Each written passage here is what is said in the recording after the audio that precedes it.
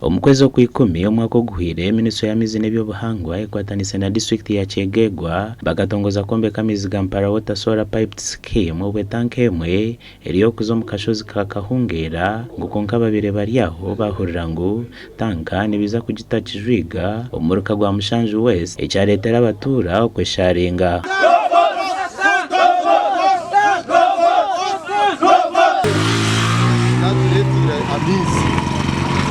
Gaza kutwiga kandi no kugarima bakagarima umuruka gwitu cyongo kaza kuhurira tanka iba kuza kuba ni gazamu mwe kaza side ezahaleho Kijwiga kwa nimba umwana wanje ase myaka 16 takareba gace bakweta amiza go ari bagitaga gwecunda takagareba hoga ibyo tantunywe byagana na hati nuko tuta ryabaye mwena hati baturetiraga nago muryo no mugatwara mwe nzi icyo tuze tugume. Benon Karekezi omutura wa Nyakatoma nagira ngo egomborere katamusente okurwa omwanya gwo kutaho tanka bubwetengo bw'amizi konkano batangara kushanga ngu abagiga ba Kijwiga batire musente kugira tanka ezo wabo etikunsasa muno nkegombora ekaikara basaba amaizi bagatuha basoroza kasente bagura omwanya amaizi bagatunga gomwanya bagatekaho bagura no mwanya gwa tanka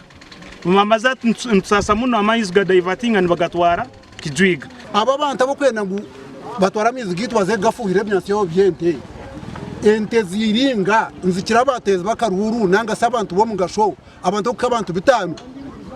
amazima garugo bakakwata tanka yitwa gitahari hatkunkora ngutanga riyo neza Kijwiga amaizi ntunywa n'enkende abantu waza mugombora yampara hamwirwaru egombora yampara niyo kukiza yo kurwaza mushiza gwa burusera kunywa n'ente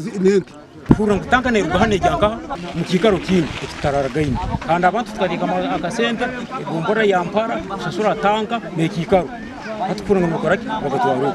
abatura nibajangwe byo muruka gwa Nyakatoma nikwe bitwire ngo n'amashanyarazi bakagarabye higabe gatashemeye kuraba habwenguzi abo kuba amashanyarazi gakagariye gukuraba mu tawuni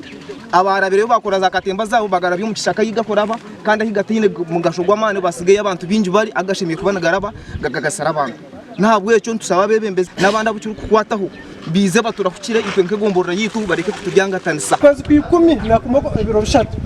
kafuno mushizo wabe na yeta sub contractor yangira ngo tanka ahampa yaha takujimanya namanye yankahi ya Kijwiga kuri wentebe ya katano abwa Kyegegwa John Kisoke nagira ngo ebirukorwa nibikorwa Minisitule y'Amaizi batari bebembezi ba district ebintu bana bikorwa Minisitule district na kati the project yiri zikorwa Minisitule iko district kuri involved na kati tekinkozire ngambire engineer amaizo waitu ayete abaengineer bo Ministry of Water baije bakoriwe urukwata kusoborora abantu bimwe habikoreso byo kora amizi byahereze ku Ikaha Town Council ya Mpara gasha kwa Philip Marangiro muri Kyegegwa.